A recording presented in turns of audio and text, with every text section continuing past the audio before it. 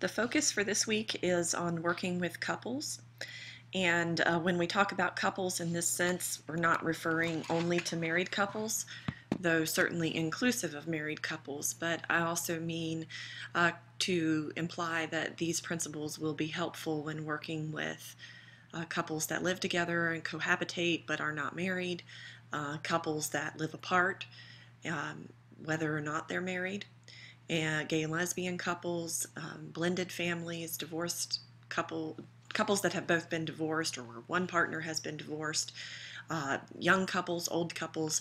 So the term couples counseling here is used intentionally, not that marriage counseling is being used. So when you see the terms marriage counseling, you want to consider how that is specific to marriage or if it is applicable to all couples in general. So I'm going to start with this quote, and I'll actually read this to you. Some of you might be familiar with the work of this author. But ultimately, there comes a moment when a decision must be made. Ultimately, two people who love each other must ask themselves how much they hope for as their love grows and deepens, and how much risk they are willing to take. It is indeed a fearful gamble, because it is the nature of love to create, and marriage itself is something which has to be created, so that together we become a new creature. To marry is the biggest risk in human relations that a person can take.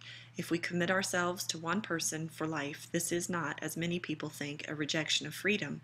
Rather, it demands the courage to move into all the risks of freedom and the risk of love, which is permanent. Into that love which is not possession, but participation. It takes a lifetime to learn another person.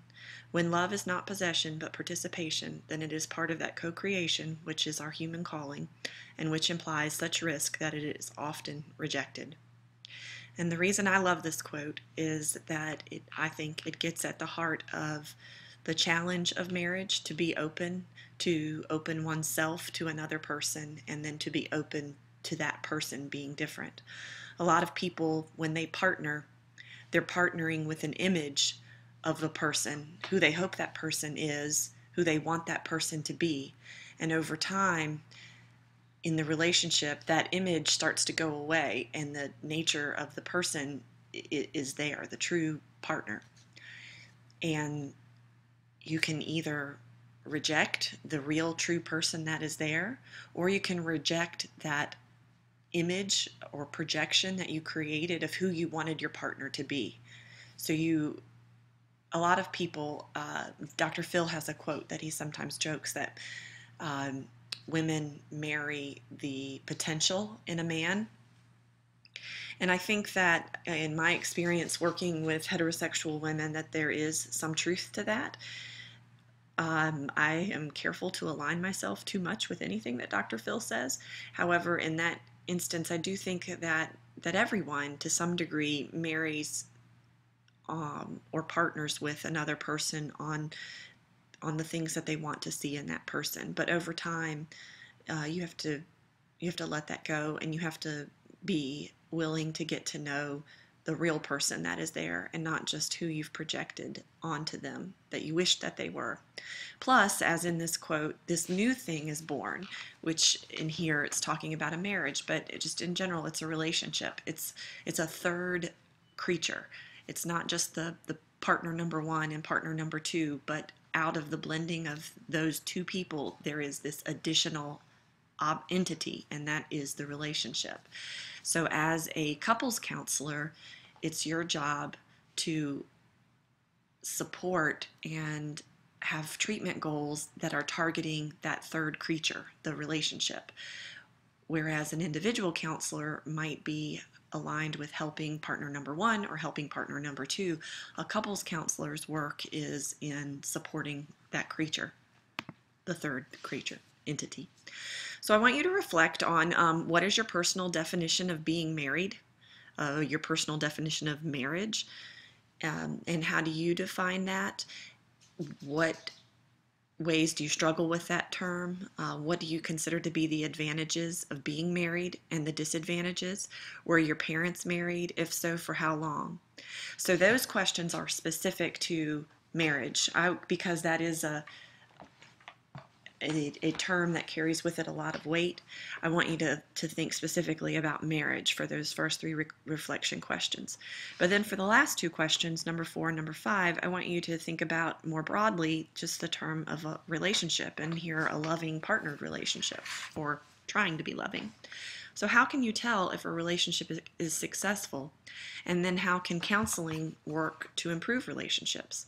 There is some data out there that says that sometimes individual counseling, when there are relationship problems, can actually work against the success of the relationship. So how do you see counseling as having a role in helping to improve relationships? And when you are thinking about the way you're going to go about helping couples, you want to be thinking about a particular theory. You want to be thinking about what the research says broadly across theories. And then you also want to think about the ethical and legal concerns, which we talked a little bit about in a previous class session. And you want your approach to be culturally relevant because of gender norms, because of sexual orientation and sexual identity issues, because of values and religion and all the different types of personal identity markers and aspects of culture that are present within a relationship. When you're working with a couple, you really want to figure out, well, what is the issue of concern? And so sometimes when I worked with couples, I would even have to get to a point where I would clarify, are you coming to counseling because you want help breaking up in a more amicable way, or are you coming to counseling because you want to stay together? And sometimes one partner wanted one thing and the other partner wanted something different. But people also come to counseling because they want premarital counseling. They want to have the opportunity to explore some issues before they deepen their relationship to more of a commitment. They might also come in because they're getting ready to merge two families, so step-family counseling. So before they come together as one blended family, they're wanting to talk in a preventive way ahead of time. Same thing with preconception counseling. A couple that is planning to have children might want to come in for a few sessions and talk about, with a third party, that being you as the counselor, how they're going to change, how the relationship will change, and how they'll negotiate some of the tremendous amount of tasks and life changes that go along with having kids.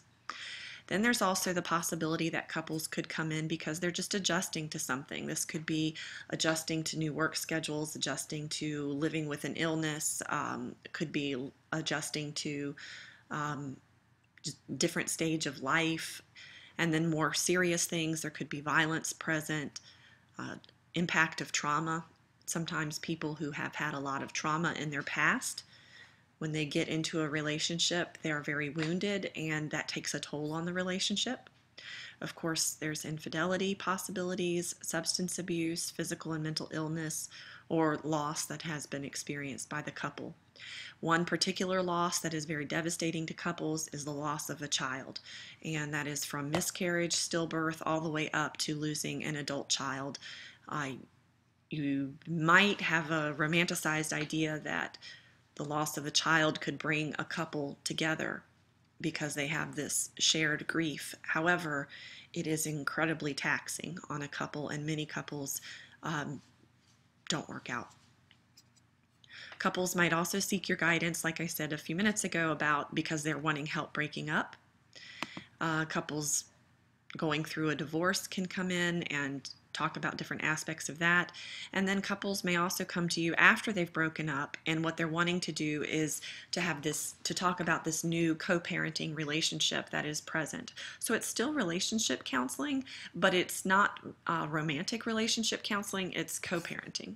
And these are actually really all very helpful things. We're going to go into more detail specifically about violence and substance abuse in later sessions, but as with any counseling, you have to put safety as your primary focus. If there is not safety present in the relationship, then all other work gets put on hold until you can establish safety. So violence is definitely something worthy of its own topic. The major theories of counseling that we're going to talk about several of these in family counseling models, but here they are specific to working with couples. When you do cognitive behavioral couples counseling, you're going to use a lot of you're going to be teaching a lot of communication skills. So using I statements. I feel X when you do Y. So that's helpful because a lot of couples, when they're fighting, they use you statements. You do blah, blah, blah. You make me feel blah, blah, blah. But you want to teach the couples to start off using I, because that is likely to generate a less defensive reaction in the partner.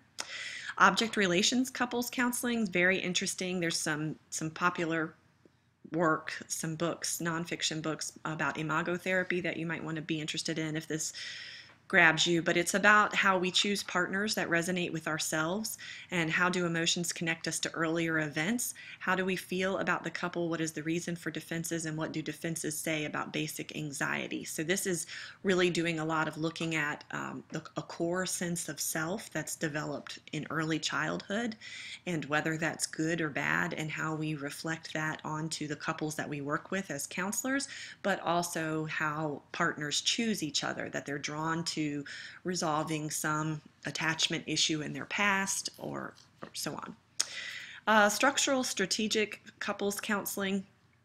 This is one that I feel very comfortable working with, and it is a present focused. It's not focused on the past as much.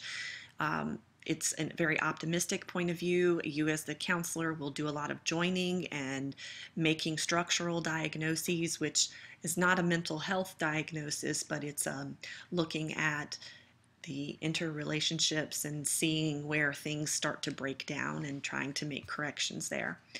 Narrative couples counseling is one of the more modern approaches to doing couples counseling, and it really talks about how the couple has created a story and help you as the counselor helping to get the couple to tell their story in a more positive way. Solution-focused counseling is obviously focused on building on solutions rather than solving problems. So between now and the next time we meet, we would like you to observe so that you can describe to us next time what happens in your relationship that you want to continue to have happen, would be a directive that a couples counselor could give to a couple.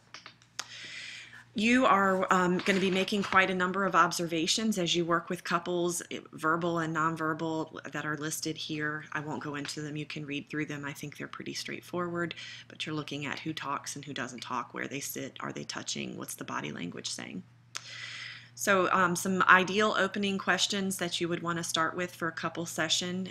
Who wanted to come to couples counseling? What is the nature of the concern?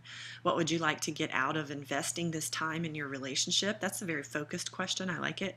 How long has whatever the problem is been going on? When you get to know the couple, you always at some point want to find out what initially drew them together and what were those circumstances. And you want to time that so that that goes well. And you may end up having to ask it a few different times.